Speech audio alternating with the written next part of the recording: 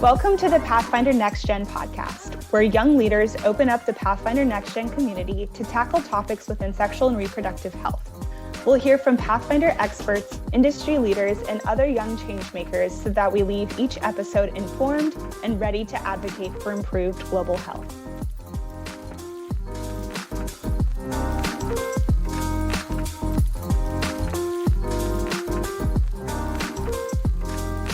Hi everyone, my name is, I don't remember. That's fine, the first one is fine, I'll just start.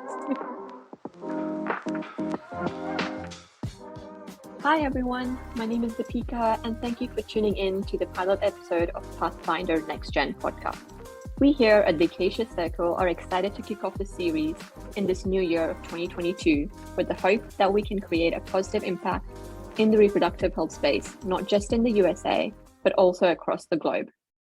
To start off, our pilot episode features the amazing and passionate Shaylyn Stanley, who is the director of Pathfinder's Acacia Circle, and also works as a next generation engagement officer for the organization.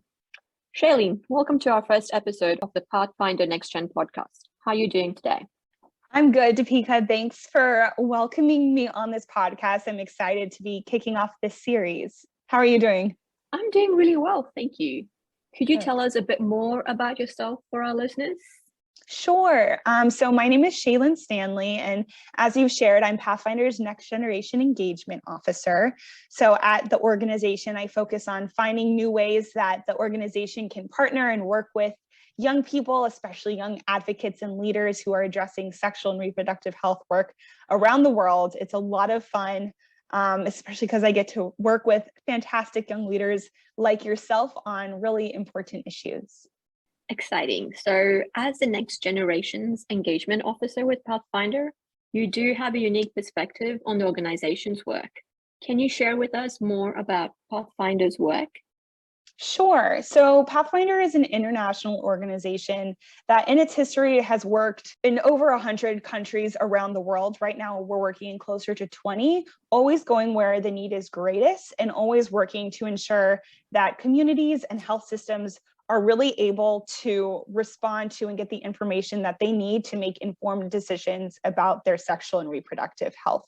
So a lot of times that involves information and access to contraception and family planning services, but that can also mean work around maternal and newborn health, advocacy, working to address HIV and AIDS. It can go in a lot of different directions, but always kind of centered on, again, ensuring that those community members and especially young people have access to the information that they need to be able to make decisions that they want and that they need about their health. If you see over the past several decades, there have been a lot of changes that have happened in this space, and we have made a lot of progress in terms of family planning options being available and also improved reproductive rights globally. But still, access to sexual and reproductive healthcare remains a major issue for both men and women worldwide. What are some of the biggest issues that Pathfinder contends with, and why do you think these are so persistent? Definitely. One of the biggest things that we've seen and that I've seen in our work is just that sexual and reproductive health care really largely stems from behavior change, and behavior change takes often generations to create. So you have to have really consistent programs and approaches and be responsive to changing needs in an environment, changing ways that young people are sharing information and receiving information. You have to be able to respond to different issues and events that are going on in the world like COVID, and be consistently adapting your approaches so that there aren't any gaps in the information that young people in that communities are getting about their health. Because you really do need that. If you have a generation that's growing up believing one thing, it takes a lot of time to kind of change their minds about what might be the best decision for their health or what information is out there. And then you have the generation behind them. It takes a lot of time. So having that consistency there is really important in ensuring that the progress that's being made lasts for generations to come. Obviously, the changing times, we are living in a very challenging time at the moment. How do you think crises like the COVID-19, as well as the recent climate change and the political conflict, how has it affected the sexual and reproductive health, and how is that shaping Pathfinder's work? Yeah, it's definitely posing challenges to people's abilities to access both information and healthcare. We've seen COVID disrupt supply chains, where you may have had a clinic that used to offer comprehensive family planning services now be completely devoted to a COVID response center, or even in the supply chains themselves of getting contraceptive options available in those clinics now has been taken over by vaccine distribution. So there are lots of obstacles. And one of the greatest things that Pathfinder has been able to do during the COVID response is being able to leverage our relationships that we have with governments to really ensure that in COVID response measures that countries are taking, they're still keeping in mind the other also vital aspects of communities' health, like family planning, into those response measures, so that those response efforts also include comprehensive family planning information as well. So we've been able to adapt some of our messaging even in programs to include COVID messaging along with family planning and reproductive health messaging to kind of keep that response there. Other issues like climate change, which you've mentioned, also pose different challenges to communities' access, and it really is context specific. The climate change effects that you see in one area of the world might be completely different than what you see in another area.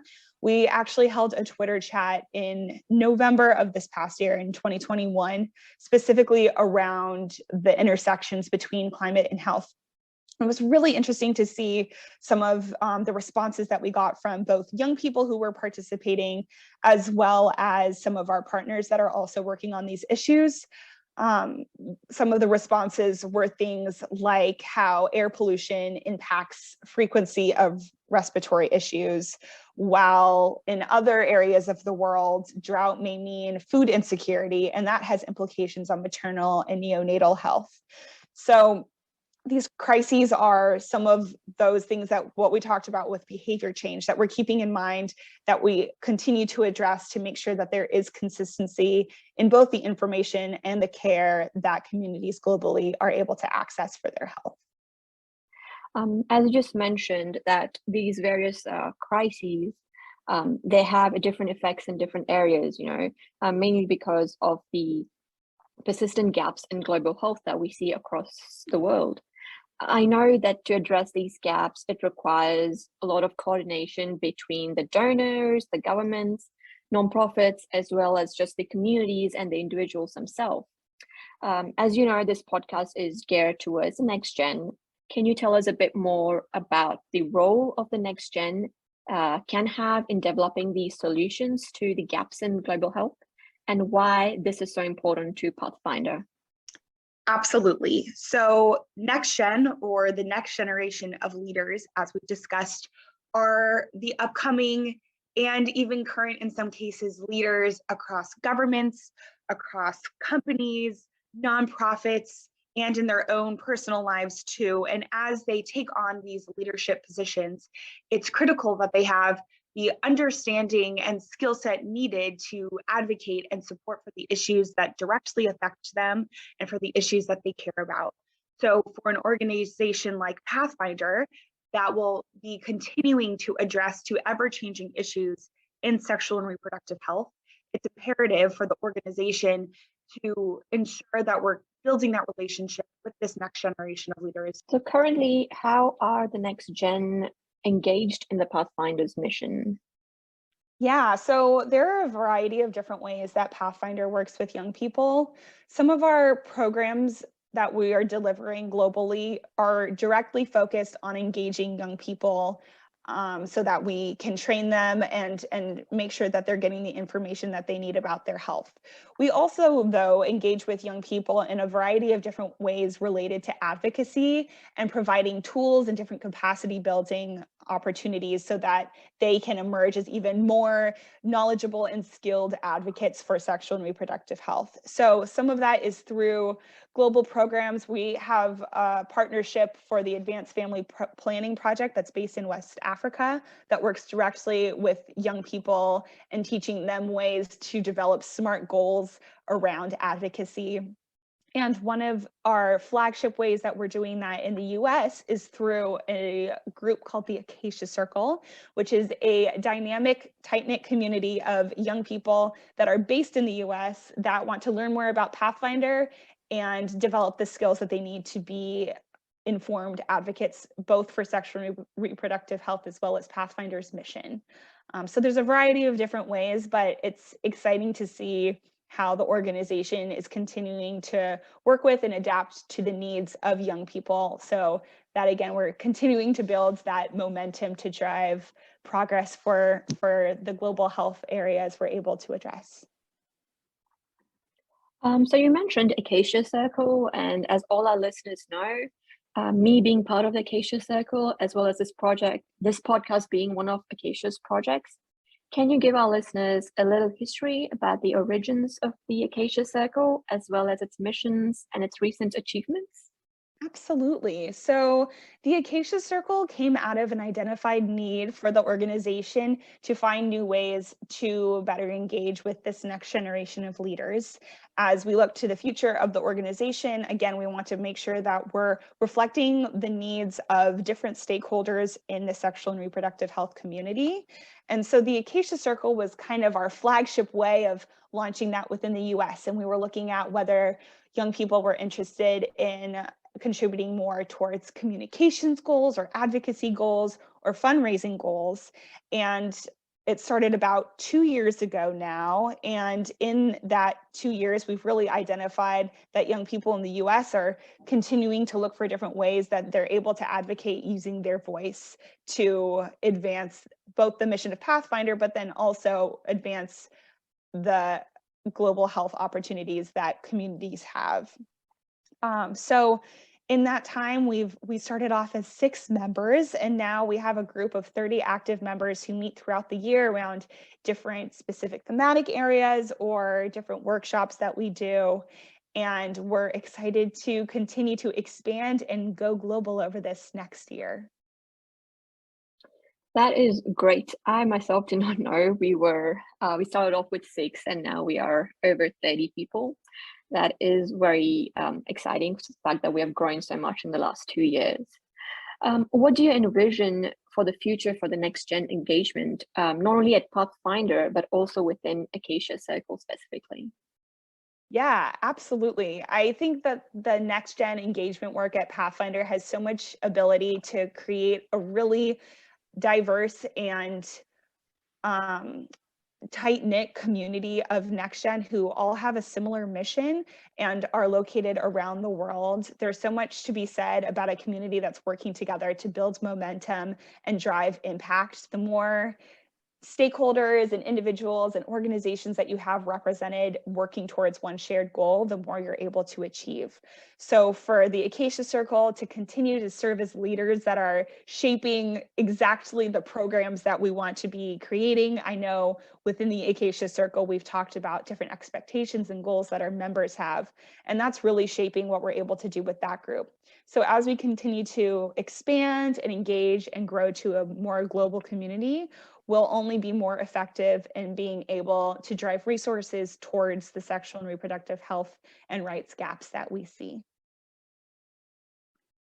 That makes for a very impactful time ahead for the next gen, as well as for every community across the global health. To wrap up, I would like to wrap up the podcast with a call to action for our listeners. For all our listeners who want to contribute to Pathfinder's work and get engaged in sexual and reproductive health and rights work, where can they actually start? Yeah, so I always say that if there's something that you're interested in, there's always going to be some way to get involved. So whether it's Pathfinder or another cause that you're learning about or reading about, continue to ask questions. And for Pathfinder specifically, as I mentioned, we're growing global. The Acacia Circle later this year will be doing recruitment for a new cohort of members. So I would love for everyone listening to subscribe to Pathfinder Next Gen. I think we can include a link in the episode's summary, or you can look up Pathfinder Next Gen online or on LinkedIn to follow our work and make sure that you stay in touch on all of the updates that we have forthcoming. That is very exciting, and I agree it is the best way to work with us as we raise awareness about this important topic. Thank you, Shaylyn, for this interesting conversations, and thank you to all our listeners for tuning in. We hope you enjoyed our conversation and are as excited as we are about the series. To be the first to hear about our next episode, hit subscribe or sign up for our mailing list below. Until then, we'd love to hear from our listeners, your feedback, your ideas, and most importantly, how you feel about the sexual and reproductive health issues in today's world. You can do this via our social media channels as well as YouTube.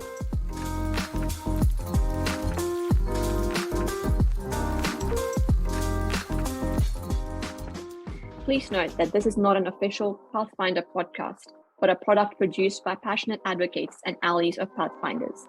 All opinions are expressed are our own. Thank you.